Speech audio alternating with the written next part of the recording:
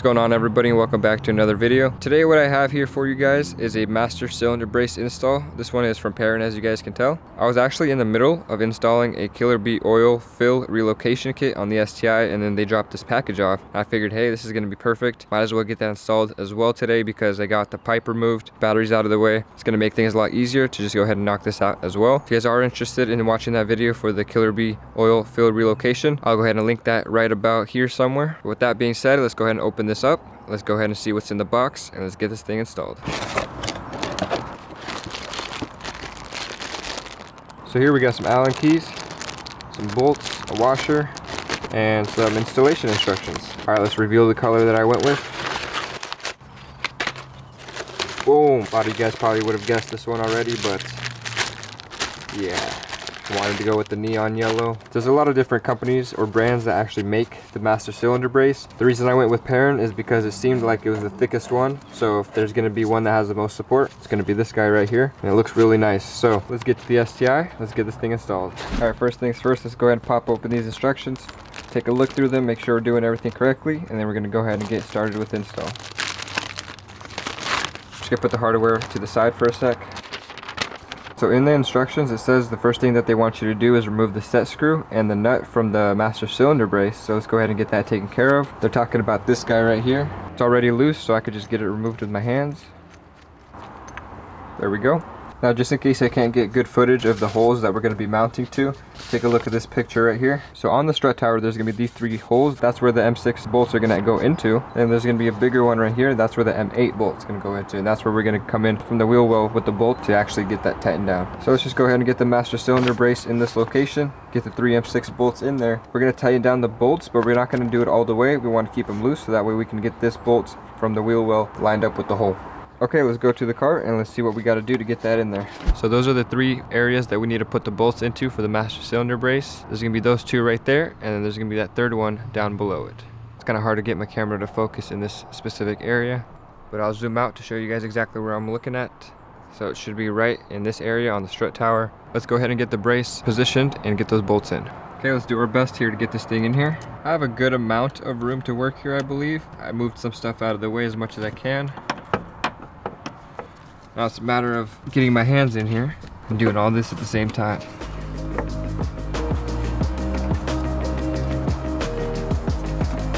Okay, you got one of them in. Let's go ahead and do the next one.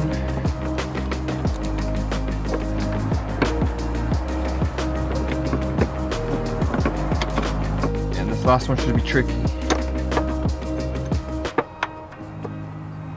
That wasn't too bad. Got all of them in. But I mean, tightening them down should be fun. Oh, I can't get my hand out of here. I'm gonna go ahead and get this Allen key and try to see if I can get it in there and tighten them down a little bit. Just not fully tight.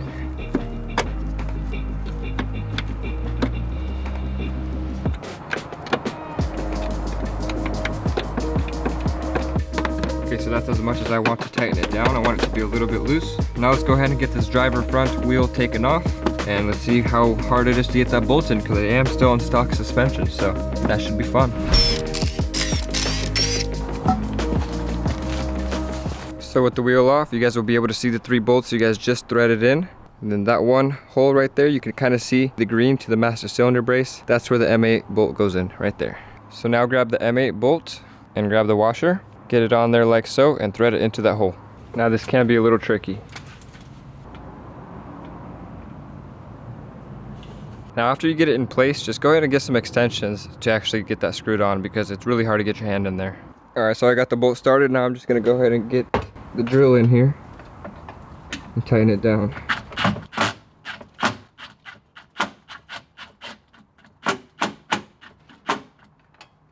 I want to show you guys this extension that I'm using right here, that I jimmy rigged to be able to get leverage on that bolt. And that should be all you have to do here under the wheel well. Let's go ahead and go back into the engine bay and tighten all those M6 bolts down. And I believe those are 10 foot-pounds of torque. I'm not going to use a torque wrench here because it's really hard to get one in here. So I'm just going to hand tighten it to what I think is 10 foot-pounds of torque.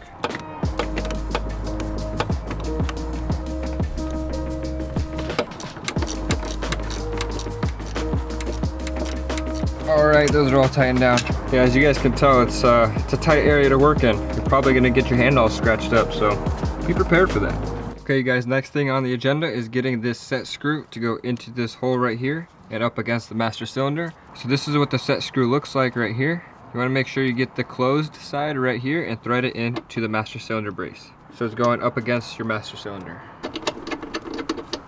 So just thread it in as much as you can by hand until you can't anymore. And then what we have to do is tighten that about half to a full turn. So I'm gonna do a couple 1/4 turns here as much as I can because I'm not gonna be able to get full rotations.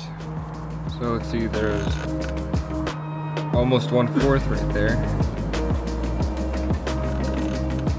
Should be about half. Now let's just do a little bit more. One more of these.